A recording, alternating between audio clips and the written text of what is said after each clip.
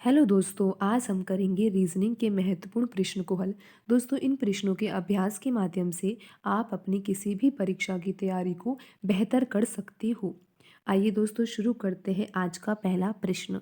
दोस्तों, यहाँ पर लिखा हुआ है, एक सीरीज है दोस्तों ये। 1 2 3 5 4 6 9 6 और दोस्तों यहाँ पर आपको प्रश्न चिन्ह दिखाई दे रहा होगा। तो दोस्तों हमें यहाँ पर ये पता लगाना है कि इस प्रश्न चिन्ह के स्थान पर दिए गए ऑप्शनों में से कौन सी संख्या यहाँ पर आएगी। तो दोस्तों ये पता लगाने के लिए कि यहाँ पर प्रश्न चिन्ह के स्थान पर कौन सी संख्या आएगी, पहले हमें ये समझना होगा कि ये जो बाकी संख्याएं यहाँ पर लिखी हुई है प्रश्न चिन्ह से पहले, वो संख्याएं किस पैटर्न से लिखी हुई है। तो दोस्तों यहाँ पर हमें पहले ये समझना होगा कि इन संख्याओं में कौन सा पैटर्न लग रहा है। तो दोस्तों पहले आप इस प्रश्न को स्वयं हल कीजिए, उसके बाद वीडियो में सॉल्यूशन को देखें। क्योंकि दोस्तों आप रीजनिंग का अभ्यास कर रहे हो, तो आपको इस प्रश्न को हल करने का प्रयास तो करना ही होगा। आइए दोस्तों हम शुरू करते हैं इस प्रश्न को कि कैसे हल करना है। दोस्तों दोस्तों क्या आप समझ पा रहे हो कि इस सीरीज में कैसे लिखे हुए हैं ये नंबर। तो दोस्तों आप यहाँ पर देख सकते हो, 1 लिखा हुआ है, 2 लिखा हुआ है, फिर 3 लिखा हुआ है, फिर ये 5 आ गया। 5 चलो बढ़ता हुआ क्रम है, फिर ये 4 ये घटता क्रम आ गया, फिर 6 बढ़ता क्रम, फिर बढ़ता क्रम, फिर घटता क्रम। तो दोस्तों ये सीरीज कैसी है, क्या आप समझ पा रहे हो। दोस्तों दोस्तों आप तो यहाँ पर ये सोच रहे होंगे कि हम इसका संबंध इसके साथ देखें, या फिर आप ऐसे सोच रहे होंगे कि इसका संबंध हम ऐसे देखें। तब भी दोस्तों आप कहाँ समझ पा रहे हो इस सीरीज को। क्या दोस्तों आप समझ पा रहे हो कि 1 के बाद 3 आ गया, फिर 3 के बाद 4 और फिर 4 के बाद 9। तो क्या दोस्तों आप अगला पद इस तरह से ज्ञात कर पाओगे। नहीं दोस्तों, आप इस तरह से नहीं ज्ञात कर पाओगे। तो दोस्तों फिर यहाँ पे ये सवाल कैसे हल होगा। दोस्तों आप यहाँ पर देख सकते हो कि ये सवाल किस तरीके से हल होगा। दोस्तों आपको क्या करना है, यहाँ पर 1 को ले लीजिए।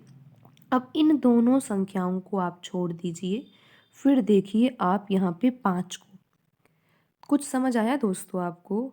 आ रहा होगा दोस्तों अब तो समझ में, क्योंकि यहाँ पे +4 है। बिल्कुल, 1 में 4 जोड़ा तो 5 आ गया। अब दोस्तों आप इन दोनों संख्याओं को छोड़ दीजिए, फिर अगली संख्या जो लिखी हुई है 9। दोस्तों आपने यहाँ पर देखा, हमने यहाँ भी 2 नंबर छोड़े थे, 2 और 3, और यहाँ भी हमने 4 और 6 छोड़ दिए। और फिर आप देख रहे हो कि 5 में 4 जोड़ने पर ही 9 आ रहा है। समझे दोस्तों। अब तो आप समझ ही गए होंगे दोस्तों। अब आप यहाँ देखिए दोस्तों, 2 का संबंध यहाँ पर 5 के आगे जो 4 लिखा हुआ है उससे है। 2 में 2 जोड़ दिया तो आ गया 4, और 4 में 2 जोड़ने पर आ गया 6।